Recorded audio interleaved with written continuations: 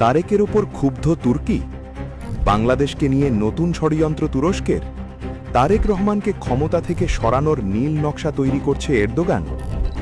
বাংলাদেশের রাজনীতিতে এমন অনেকগুলি প্রশ্ন ঘুরপাক খাচ্ছে। তারেকের সরকারকে ফেলার নতুন কৌশলে অংশ নিয়েছে কিছু সেনাবাহিনীর কর্মকর্তা। তাহলে কাহিনী খুলেই বলা যাক, বন্ধুত্বের মুখোশ পরে তুরস্ক ঠিক কী করতে চাইছে।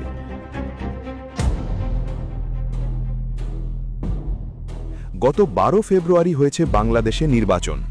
জামাত, এনসিপি সহ বিদেশি কিছু শক্তির প্রবল আশা ছিল ক্ষমতায় আসছে জামাত। কারণটা ছিল স্পষ্ট, জামাতকে ক্ষমতায় আনতে কিছু বিদেশি শক্তিধর রাষ্ট্র প্রয়াস চালিয়েছিল। তার মধ্যে একটি হল তুরস্ক। কিন্তু নিরঙ্কুশ ভোটে ক্ষমতায় আসে বিএনপি। প্রধানমন্ত্রী নির্বাচিত হন তারেক রহমান। বিপাকে পড়ে তুরস্ক। বিষয়টি আরও একটু স্পষ্ট করে বুঝে নেওয়া যাক। 12 ফেব্রুয়ারি নির্বাচন ও ফল প্রকাশ হল।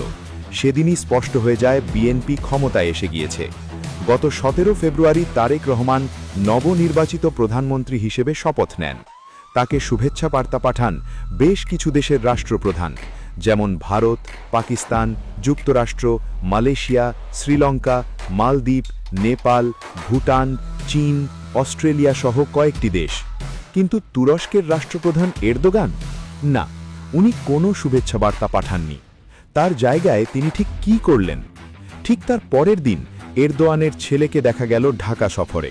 অর্থাৎ তিনিও শপথ গ্রহণ অনুষ্ঠানে ছিলেন না। তাহলে ছিলেন কে? তুরস্কের উপপররাষ্ট্রমন্ত্রী। সৌজন্য দেখাতে একজন জুনিয়র মন্ত্রীকে পাঠিয়েছেন এরদোয়ান, কিন্তু নিজে রাষ্ট্রপ্রধান হিসেবে কোনো শুভেচ্ছা বার্তা দেননি। 18 ফেব্রুয়ারি বাংলাদেশ সফরে আসেন এরদোয়ানের ছেলে বিলাল এরদোয়ান। তিনি বেশ কয়েকটি জায়গা সফর করেন। তার মধ্যে উল্লেখযোগ্য হল ঢাকা বিশ্ববিদ্যালয় এবং কক্সবাজারের রোহিঙ্গা ক্যাম্প। কেন? আচমকা রোহিঙ্গা ক্যাম্প কেন? এখানেই লুকিয়ে আছে আসল কাহিনী। 2024 সালের 12 নভেম্বর আজারবাইজানের রাজধানী বাকুতে COP29 জলবায়ু সম্মেলনের সাইড লাইনে প্রধান উপদেষ্টা অধ্যাপক ড ইউনুসের সঙ্গে তুরস্কের প্রেসিডেন্ট রিসিপ তাইয়্যিপ এরদোগান সহ বেশ কয়েকজন বিশ্বনেতা সাক্ষাৎ করেছেন। এ সময় প্রেসিডেন্ট এরদোয়ান অধ্যাপক ইউনুসকে তুরস্ক সফরের আমন্ত্রণ জানিয়েছেন। 2025 সালের 12 এপ্রিল তুরস্ক সফরে গিয়ে সাবেক তথ্য উপদেষ্টা মাহফুজ আলম সাক্ষাৎ করে তুরস্কের বাণিজ্যমন্ত্রীর সঙ্গে। একই বছর মে মাসের শেষের দিকে তুরস্ক সফরে যান ড ইউনুস ঘনিষ্ঠ তথা বিডার চেয়ারম্যান আশিক চৌধুরী। ঘুরে দেখেন তুরস্কের অস্ত্র কারখানা। 2025 সালের 9 জুলাই ঢাকায় ড ইউনুসের সঙ্গে দেখা করেন তুরস্কের প্রতিরক্ষা শিল্প সংস্থার প্রধান অধ্যাপক হালুক গোরগুন। এদিকে 29 অক্টোবর 2025 ঢাকার বনানী হোটেল শারাটনে আয়োজিত হয় তুরস্কের প্রজাতন্ত্র দিবস। সেখানে উপস্থিত ছিলেন জামাতের একাধিক নেতা। এই সমস্ত ঘটনাই সাধারণ ঘটনা মনে হলেও অন্তরালে রয়েছে অন্য কাহিনী। ড ইউনুসের আমলেই তুরস্কের সঙ্গে বাংলাদেশের বেশ কিছু বোঝাপড়া শুরু হয়। তুরস্কের কাছে বাণিজ্য, শিল্প, বিনিয়োগ চেয়েছিল বাংলাদেশ। পরিবর্তে তুরস্ক দাবি করেছে তারা বাংলাদেশে যৌথভাবে ড্রোন কারখানা তৈরি করতে। এছাড়াও আরও কয়েকটি গোপন ডিল হয়।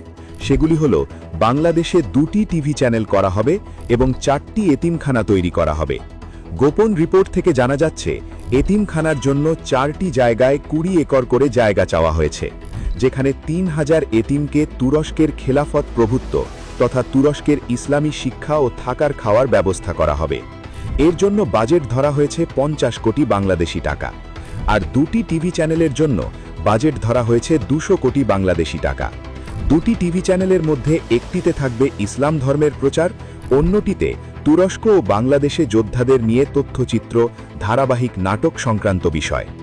জানা গিয়েছে বাংলাদেশের তরফে এই এতিমখানা ও টিভি চ্যানেলের অংশীদারিত্বে থাকছে জামাতের কিছু শীর্ষস্তরের নেতা এবং কিছু সাবেক সেনাকর্মী। আর এই প্রস্তাবেই বেঁকে বসেছে বাংলাদেশের সেনাবাহিনীর একটা অংশ। তারা মনে করছে দেশে বিনিয়োগের মাধ্যমে এই সমস্ত এজেন্ডা চালাতে দেওয়া মানে দেশে জঙ্গি তৎপরতা বাড়ানো। গোয়েন্দাদের দাবি বাংলাদেশে অনেক এতিমখানা রয়েছে। এর পরেও নতুন করে দেশের 4টি জায়গায় 20 একর করে জায়গায় এতিমখানা তৈরির পরিকল্পনা করছে তুরস্ক কেন? আর প্রত্যেকটি এতিমখানায় 3000 এতিমের ব্যবস্থা কেন প্রয়োজন? বিষয়টি ভাবাচ্ছে। জানা গিয়েছে চট্টগ্রাম কক্সবাজার অঞ্চলে 2টি এতিমখানা তৈরির পরিকল্পনা রয়েছে, আর 2টি রয়েছে সাতক্ষীরা ও চাঁপাই নবাবগঞ্জে। বাংলাদেশে তুরস্কের কিছু এনজিও কাজ করে, বাংলাদেশে এমনকি রোহিঙ্গাদের নিয়েও কাজ করছে, কিন্তু নতুন যে প্রস্তাব দেওয়া হয়েছে তা বেশ সন্দেহজনক। জানা গিয়েছে ড্রোন সহ প্রতিরক্ষা খাত ও বাণিজ্যে বিনিয়োগের ললিপপ দেখিয়ে নিজেদের অন্য এজেন্ডা রূপায়ণ করতে চায় তুরস্ক ও জামাতের একটা অংশ।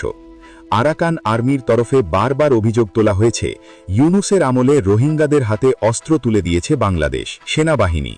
ইউনূসের সেই মডেলকে হাতিয়ার করেই কি তারেক রহমান একই ফাঁদে পা দেবেন? কারণ স্পষ্ট ইঙ্গিত মিলছে 4টি এতিমখানায় 12,000 এতিমকে রাখা হবে। প্রশ্ন হচ্ছে, বাংলাদেশে এত এতিম কি আছে, নাকি রোহিঙ্গাদের জন্য বিশেষ বাহিনী গড়ার পরিকল্পনা করছে জামাত, আর তাতে মদদ রয়েছে তুরস্কের? বাংলাদেশ সেনাবাহিনীর একটা অংশের দাবি এই পুরো পরিকল্পনার পেছনে মদদ রয়েছে আইএসআই এবং তুরস্কের গোয়েন্দা সংস্থা MIT-এর। সেনাবাহিনীর একটা অংশ জামাত, ইউনূস ও তুরস্কের এই এতিমখানা ও টিভি চ্যানেলের পরিকল্পনার নেতিবাচক দিক তুলে ধরে বিএনপির শীর্ষ নেতাদের কাছে রিপোর্ট পাঠায়। এই পরিকল্পনায় যে অশনি সংকেত রয়েছে তা আজ করতে পারে বিএনপি, ফলে সেই ফাইল ঠান্ডা ঘরে পাঠানো হয়েছে। আর এতেই ক্ষুব্ধ হয়েছেন এরদোয়ান। মনে করা হচ্ছে তার দূতেরা যতই বিএনপি সরকারের সঙ্গে সুসম্পর্ক গড়ার চেষ্টা করুন, বিনিয়োগ, বাণিজ্য, প্রতিরক্ষায় সহযোগিতা করার আশ্বাস দিক, গোপন এজেন্ডা থেকে তারা সরছে না। আর এই এজেন্ডা বাস্তবায়নের জন্যই হয়তো জামাত, এনসিপিকে সংসদে বারবার দেখা যাবে কোনো ইস্যু ছাড়াই বিরোধিতা করতে আর সরকারকে চাপ সৃষ্টি করতে।